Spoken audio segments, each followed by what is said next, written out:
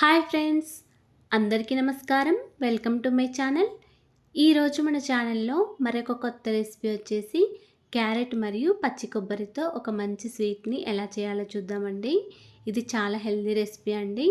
ఇందులో మనం క్యారెట్ మరియు పచ్చి కొబ్బరి వేసాం కాబట్టి పిల్లలు ఎప్పుడైనా స్వీట్ అడిగినప్పుడు ఇలా హెల్దీగా చేసి పెట్టొచ్చు. క్యారెట్ మరియు పచ్చి కొబ్బరి హల్వాని మీరు కూడా ఇలా ఒకసారి ట్రై చేసి చూడండి.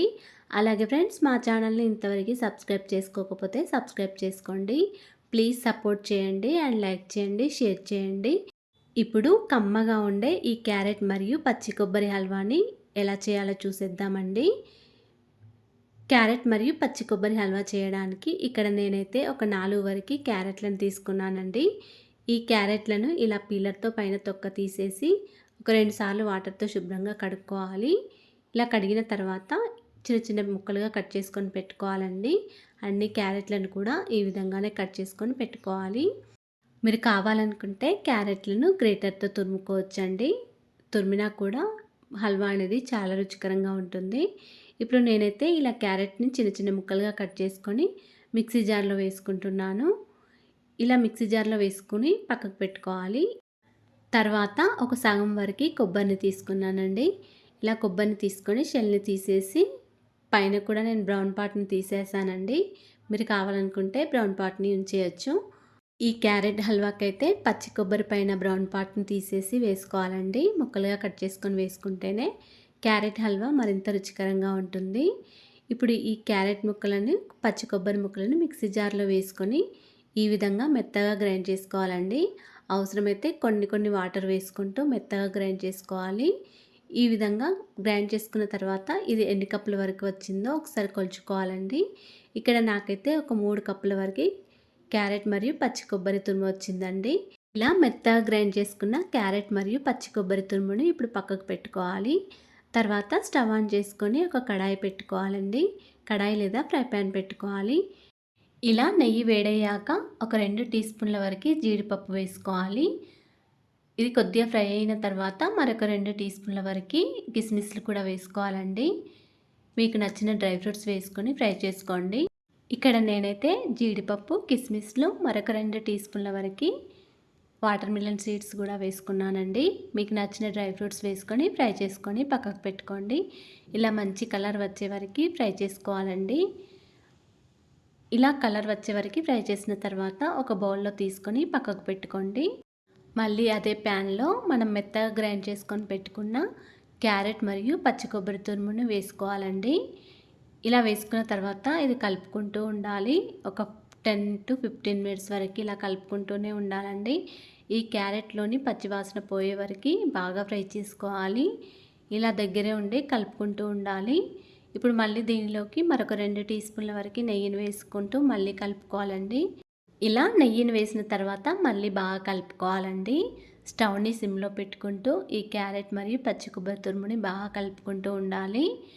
ఇలా క్యారెట్ మరియు పచ్చి కొబ్బరి మొత్తం దగ్గరగా అయ్యి క్యారెట్లోని పచ్చివాసన పోయే వరకు ఒక 10 to 15 మినిట్స్ వరకు కలుపుకుంటూ ఫ్రై చేసుకోవాలండి. అప్పుడే క్యారెట్ హల్వా మరింత రుచికరంగా ఉంటుంది. క్యారెట్లోని పచ్చివాసన పోయి క్యారెట్ మరియు పచ్చి కొబ్బరిలోని పచ్చివాసన పోయే వరకు మంచిగా ఫ్రై చేసుకున్న తర్వాత దీనిలోకి ఒక 3/4 కప్పు వరకు బెల్లం వేసుకుంటున్నానండి. ఇలా బెల్లం వేసుకున్న తర్వాత ఒకసారి బాగా కలుపుకోవాలి. తర్వాత మరొక 1/4 కప్పు వరకు చక్కెర వేసుకుంటున్నాను. మీరు కావాలనుకుంటే పూర్తిగా 1 కప్పు వరకు బెల్లమైనా వేసుకోవచ్చు, లేదా పూర్తిగా 1 కప్పు వరకు చక్కెర అయినా వేసుకోవచ్చండి. నేనైతే ఒక 3/4 కప్పు వరకు బెల్లం, ఒక 1/4 కప్పు వరకు చక్కెర వేసుకున్నాను.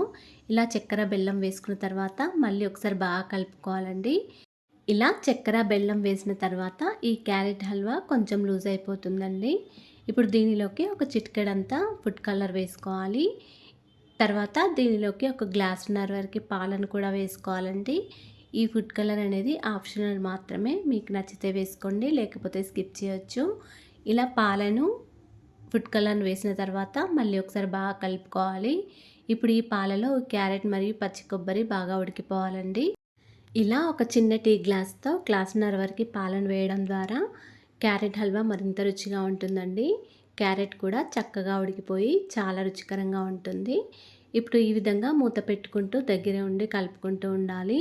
మళ్ళీ ఒక 5-10 మినిట్స్ వరకు కలుపుకుంటూ క్యారెట్ మరియు పచ్చి కొబ్బరి మొత్తం దగ్గరగా అయ్యే వరకు కలుపుకుంటూ ఉండాలండి. ఇప్పుడు దీనిలోకి ఒక పావు టీ స్పూన్ వరకు యాలకుల పొడి కూడా వేసుకోవాలి. మరొక టీ స్పూన్ వరకు నెయ్యిని కూడా వేసుకోవాలండి. ఇలా నెయ్యిని వేసిన తర్వాత మళ్ళీ ఒకసారి బాగా కలుపుకోవాలి. ఇలా కలుపుకున్న తర్వాత కొద్దిసేపు మూత పెట్టుకొని స్టవ్‌ని సిమ్‌లో పెట్టుకొని దగ్గరగా అయ్యే వరకు ఉడికించుకోవాలండి. క్యారెట్ మొత్తం పూర్తిగా దగ్గరగా అవ్వాలి. ఈ కన్సిస్టెన్సీ వచ్చే వరకు ఉంచుకోవాలండి. ఇప్పుడు దీనిలోకి మనం ఫ్రై చేసుకొని పెట్టుకున్న డ్రై ఫ్రూట్స్‌ని వేసుకొని మళ్ళీ ఒకసారి బాగా కలుపుకోవాలి. ఇవి వేసి కలిపిన తర్వాత స్టవ్ ఆఫ్ చేసుకోండి. మీరు కావాలనుకుంటే మరొక టీ స్పూన్ వరకు నెయ్యి వేసుకోవచ్చు. అంతేనండి, ఎంతో రుచికరంగా ఉండే క్యారెట్ మరియు పచ్చి కొబ్బరి హల్వా రెడీ అయిపోయింది. మీరు కూడా ఇలా ఒకసారి ట్రై చేసి చూడండి. ఈ క్యారెట్ మరియు పచ్చి కొబ్బరి హల్వా అయితే అమృతం తిన్నట్టే చాలా బాగుందండి. చాలా రుచికరంగా ఉంది. పిల్లలు ఎప్పుడైనా స్వీట్ అడిగినప్పుడు ఇలా హెల్తీగా క్యారెట్ మరియు పచ్చి కొబ్బరితో స్వీట్ చేసి పెట్టండి. చాలా ఇష్టంగా తింటారు. అలాగే ఫ్రెండ్స్, ఈ వీడియో కనుక నచ్చినట్లయితే ఒక లైక్ చేయండి అండ్ షేర్ చేయండి. మా ఛానల్ని సబ్స్క్రైబ్ చేసుకోండి. Thanks for watching. ధన్యవాదాలు.